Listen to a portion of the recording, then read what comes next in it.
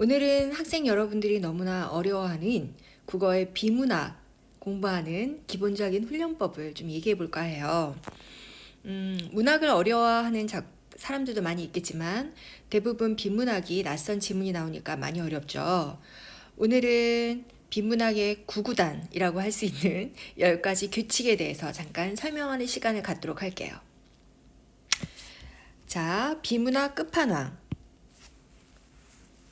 먼저 지문보다는 문제를 보는 게 좋아요. 지문 한번 봤지만 문제에 3문제가 딸려 있는지 4문제인지 아니면 주제 통합이라서 6문제인지 문제를 좀 먼저 확인을 하고 적절하지 않은 것은 이라고 써 있는 부정 발문은 끼고 지문과 함께 확인을 해주는 게 좋습니다.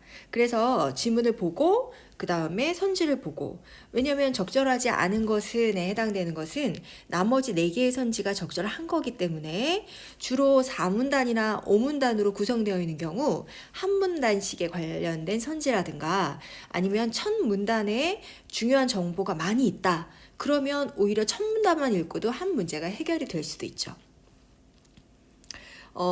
만약에 첫 문단에서 그닥 중요한 내용을 말하지 않게 되면 두 번째 문단이나 세 번째 문단까지도 읽고 일단 거기서 정보가 너무 많다 끊고 부정 발문을 확인하는 방법도 있습니다.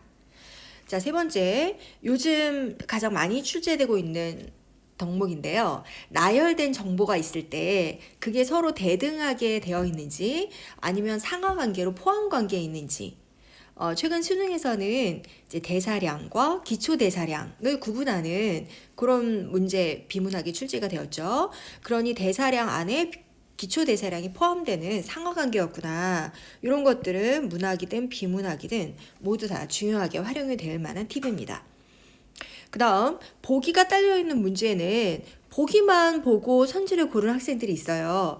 그러게 되면 본문에 있는 정보로 구성한 선지를 놓치게 되는 경우가 있죠.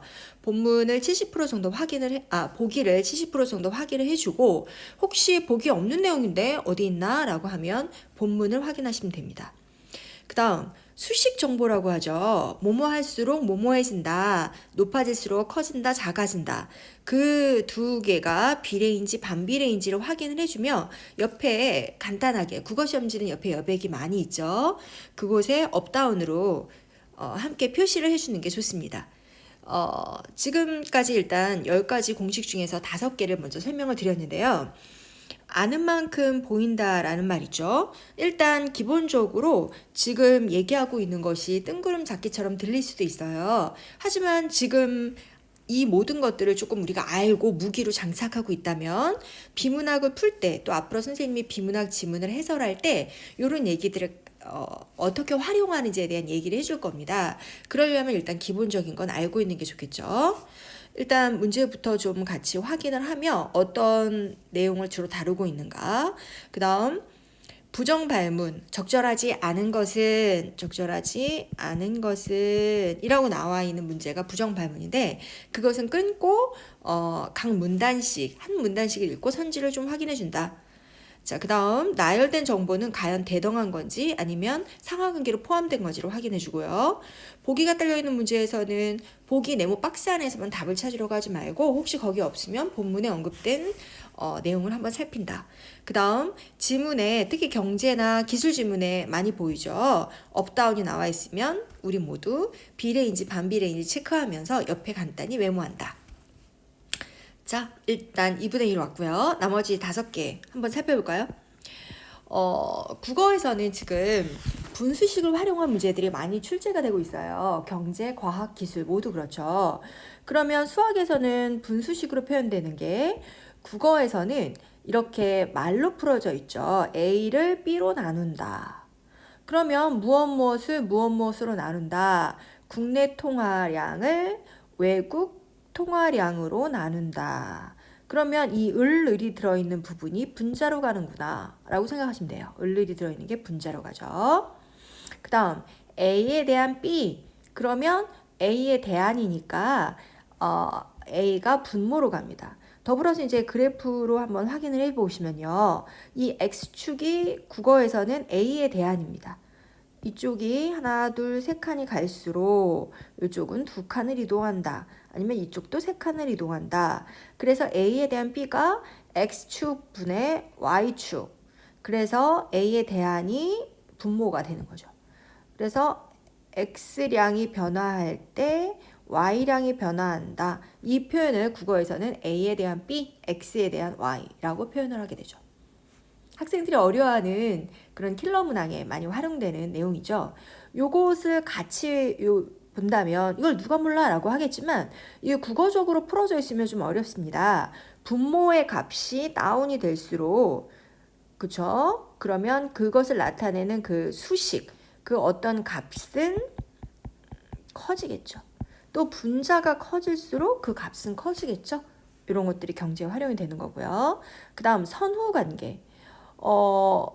우리는 시간적 순서대로 모든 것이 나열되어 있을 거다라고 생각해서 문제를 간혹 틀리는 경우가 많이 있습니다. 통시적 구성이라고 되어 있다 할지라도 중간에 한 번 순서를 바꾸는 경우가 있고요. 또 과학지문, 최근 과학지문에서도 아예 소화가 되는 과정이라든가 아니면 이제 비타민 K에 관련된 지문을 보시면 선후 관계를 살짝 바꿔놨어요. 그래서 먼저 제시된 정보가 오히려 뒤에 오는 경우가 있죠. 문학이든 비문학이든 1, 2, 3 순서 매겨가면서 우리 선후 관계 주의해야 되고요. 그 다음 반대말. 주로 대비되는 관계에 집중하라. 이런 얘기인데요. 예를 들어서 이제 뭐 반이 붙어 있다. 반자유의지 논증이다. 그러면 자유의지가 없다고 봅니다. 당연한 얘기죠. 그 다음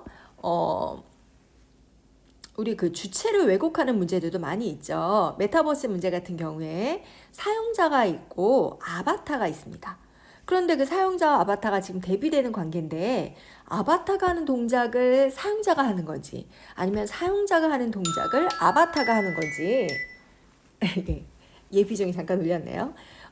그 두 가지 순서를 바꿔놓지 않는지 그 반대말들의 주체를 좀 확인을 해주시는 게 좋고요. 마지막으로 비판하는 관점의 공통점과 차이점.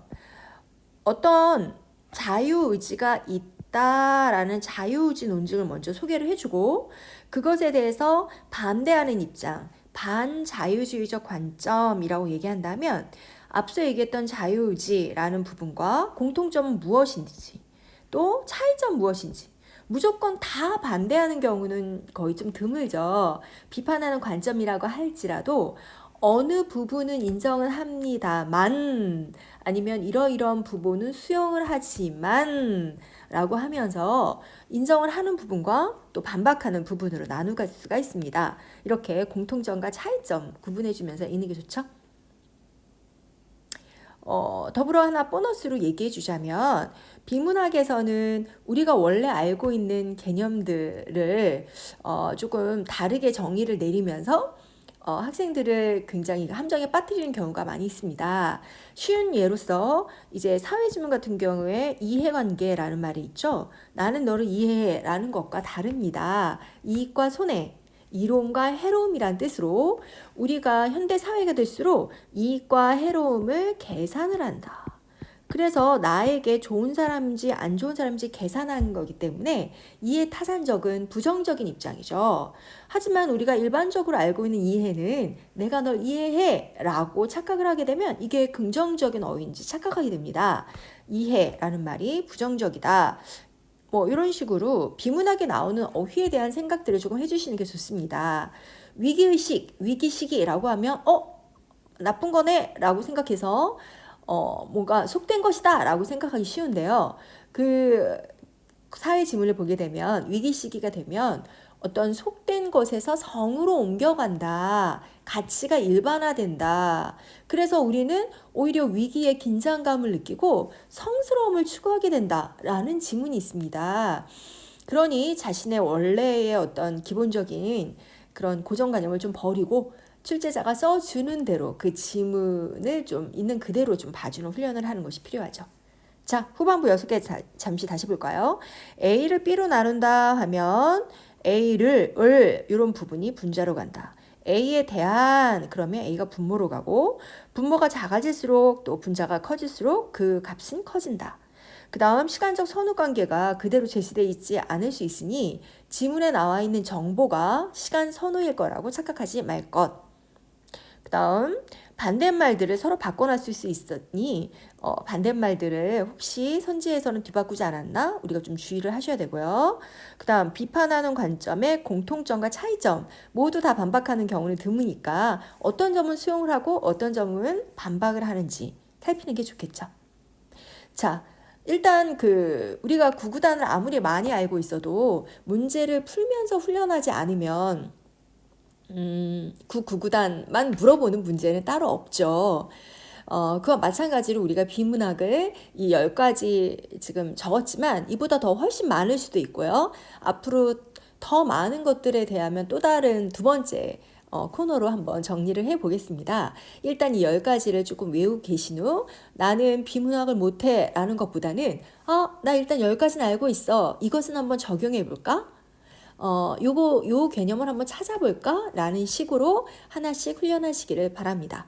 자, 그럼 여기 나와 있는 비문학 끝판왕 10가지 팁으로 우리 새로운 비문학 하나씩 어려운 지문들을 선생님과 같이 해설해 보도록 할까요? 오늘 강의는 여기까지입니다. 구독과 좋아요는 사랑입니다. 지금까지 실버송이었습니다.